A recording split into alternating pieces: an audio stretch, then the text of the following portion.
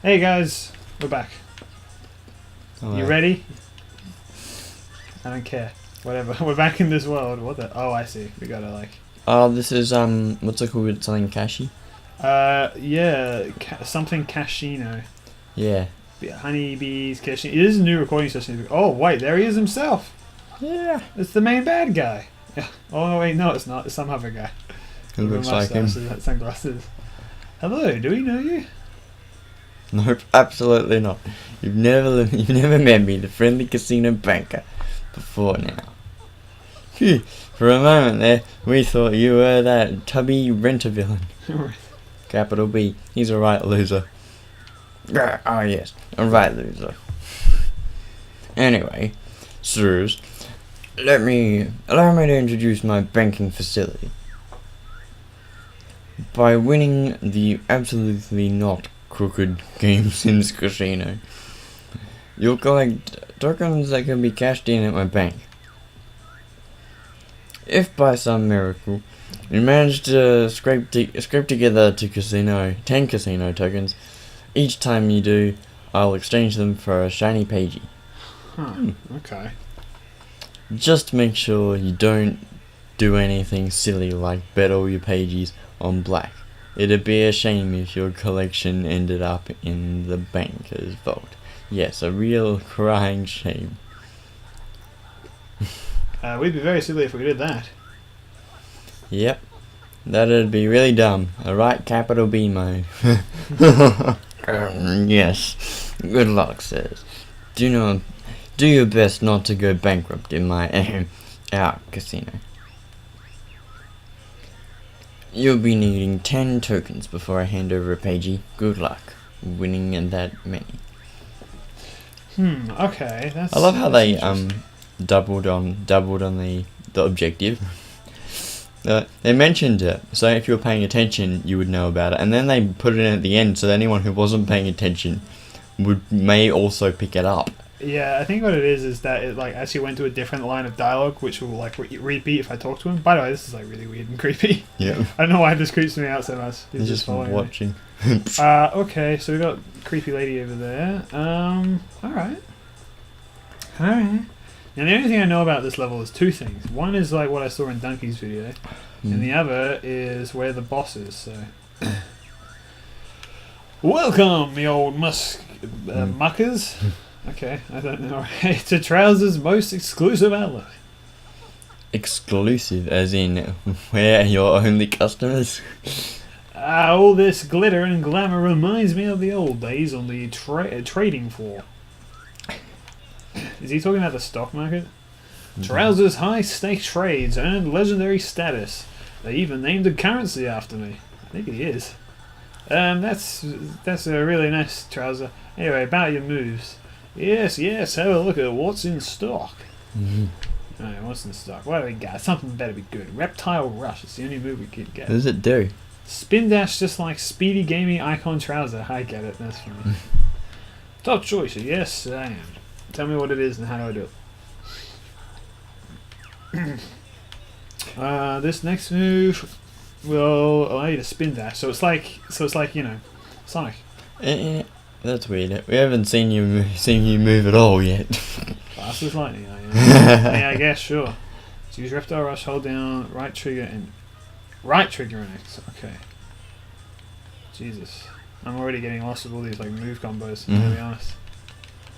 Okay. All right. Yeah. There's probably some. Well, if it's got a good control system, there is the buttons probably relate to something that you can do, a basic move, and then you can do something else with the other moves. These guys, they're like, they're card holders with like chips for legs. It's kind of funny. This is a shortcut, I presume. Do the Banjo games have a character like Trouser? Yeah, so it tells you moves. Yeah. The first game's got bottles. But he doesn't. Does he give you new moves, or he just tells you the ones that you have at the start? He gives you new ones. Alright. But they're usually very important to the level that you're in. I mean, they'll definitely assist you in the level you're in, but they won't necessarily. Wait, I can interact with these things somehow. So things like the one where Kazooie walks around on her legs and carries Banjo around. Ah, I fucking knew it. Oh, well, that's just not convenient at all. I That's the talent shot, yeah. suppose it's interesting how so because in the Banjo games, Kazooie's got that ability where she walks around on her legs like that, but you don't have that in Yooka-Laylee. Oh, You've got You got Laylee the- can carry you around. you got the rolling thing. After a page, you trade us casino chips with the banker. Wait, did I grab one without noticing? I guess I did. Okay. What am I doing? I think there's like there's a platform there I was supposed to. But I can just do this. Okay. Anyway, I've been working on some of my story things, Yes. and I realised that that my main characters I don't find very interesting.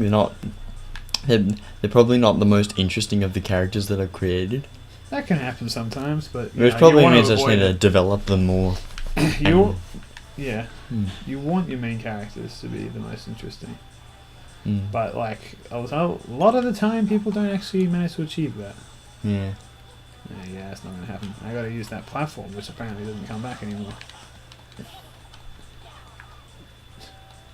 Apart from, because in my Hurricane comics, I Yeah, Gabe. Yeah. Oh, I see. I see what I must do. in my Hurricane comics, my first main character is just a terrible dad. So that's probably something that makes him a bit interesting. Fuck. Where he just constantly screws up as a dad, and that's just what he's like. No. God damn it. Yeah. But then his son doesn't really have anything wrong with him. He's like, there's nothing to connect with him for. What do you mean there's nothing to connect with him for? It's Doesn't make sense. you can't understand where he's at.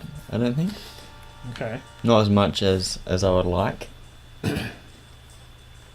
Well, what do you mean? Like, you want Like when it something be, happens to the character that's bad, then people are gonna be sad. Yeah. Stuff like that. Okay. So you want to make him like relatable. Yeah. You want to make him. You want people to be empathetic for him. Well, I mean, you got to make his goals the audience goal. You got to make it a common goal. Yeah. So you got to make the threat real. Yeah, you got to make the threat real, and you got to make it so like that your audience is, as invested in the plot, the story as he is. So, and that'll happen pretty much just by like having, Explaining what the problem is. Well, yeah, by just it being the story. If they're invested enough to read it, then they'll be invested enough in the character. And if it's the same, like polite. Oh. Because I've been watching Doctor Who reviews by this guy called Stu Bagfull. Oh, yeah. And he gets really critical on the things that they get right and wrong, because he really likes Doctor Who. Yeah. And Series 9 was probably the worst one. I didn't watch most of it, and it's probably a good thing, because it wasn't that great. Which one was that one? So it started off with The Magician's Apprentice and The Witch's Familiar with Davros, when they were on Skara, and then Davros was dying and he opened his eyes. I think I remember that.